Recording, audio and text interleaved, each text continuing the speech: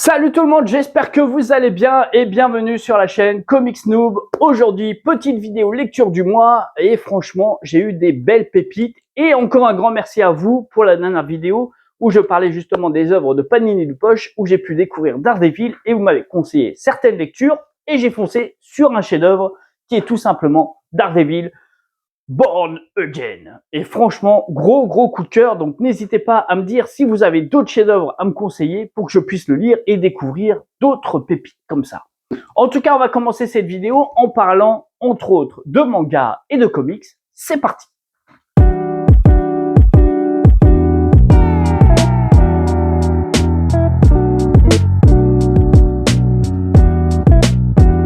Vous avez été nombreux de me parler Daredevil Born Again, un arc narratif culte de Marvel Comics écrit par Frank Miller et dessiné par David Mazzucchelli. Daredevil est considéré comme l'une des meilleures histoires de ce personnage. Sinon, côté planche, qu'est-ce que ça donne? Vous allez voir quand même que c'est relativement propre.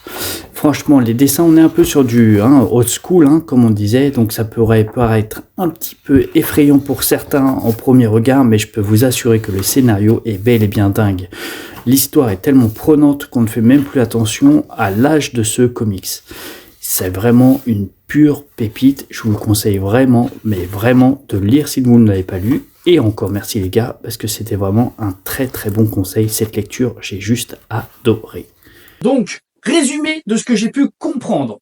On arrive dans un arc qui commence lorsque Karen Page, ancienne petite amie de Matt Murdock, vend son identité secrète en échange d'une dose de drogue. Ces informations arrivent en fait à l'oreille du Caïd qui décide de détruire Daredevil. Non pas en l'affrontant directement, mais en le brisant psychologiquement et socialement. Fisk démolit progressivement la vie de Matt Murdock. Il fait fermer son cabinet d'avocat, il manipule la justice pour l'accuser de corruption, il fait exploser son appartement, pousse à la rue. Malgré tout, Matt refuse de céder et trouve un soutien inattendu de sœur Maggie, qui se révèle être sa mère. Peu à peu, il reconstruit sa vie et décide d'affronter Fisk. Dans une confrontation finale, il déjoue le plan du Caïd, prouvant qu'il ne peut pas être brisé. Pourquoi Born Again est un chef-d'œuvre? Un récit profond, mature de Frank Miller qui explore la résilience de la foi et la chute d'un héros. De ce que j'ai pu comprendre, c'est l'une des histoires les plus sombres et les plus intenses de Daredevil, un incontournable pour les fans de comics, et ça je tenais à vous remercier, car sans vous, je n'aurais jamais lu cette pépite. Si vous avez d'autres lectures à me conseiller, j'hésiterai pas à le lire. Je vais également vous parler d'un gros coup de cœur, Aoashi, qui est un manga de football écrit et illustré par Yugo Kabakashi, basé sur une idée originale de Naokito Ueno. Il est publié depuis 2015, si je dis pas de bêtises. De quoi nous parle ce manga? On se retrouve en fait dans une histoire qui suit Ashito Aoi, un jeune lycéen talentueux mais impulsif vivant dans le petite ville du Japon. Lors d'un match crucial, il attire l'attention en fait d'un entraîneur, d'un ancien joueur de foot devenu entraîneur. Ce dernier voit en lui un potentiel immense et l'invite à rejoindre l'équipe des jeunes de l'Esperion à Tokyo, l'un des meilleurs clubs de formation du pays. Ashito découvre alors le haut niveau de football et doit apprendre à maîtriser son ego, affiner sa vision de jeu et évoluer mentalement et tactiquement pour s'imposer. Alors pourquoi Aoashi est un manga de football unique?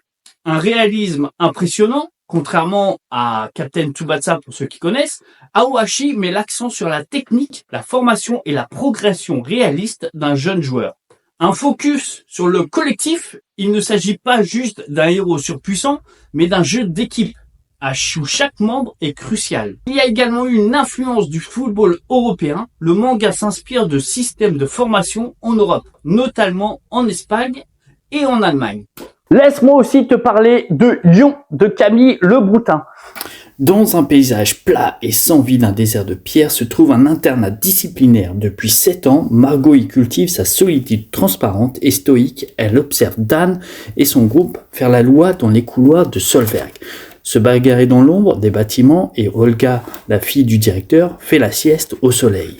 Elles sont en terminale et alors que la liberté se profite à l'horizon de leurs 17 ans, se produit le phénomène. Lorsque l'alarme retentit, ce jour-là, il ne s'agit que d'un entraînement, il ne reste que quelques minutes avant que des petites créatures mortelles tombent du ciel.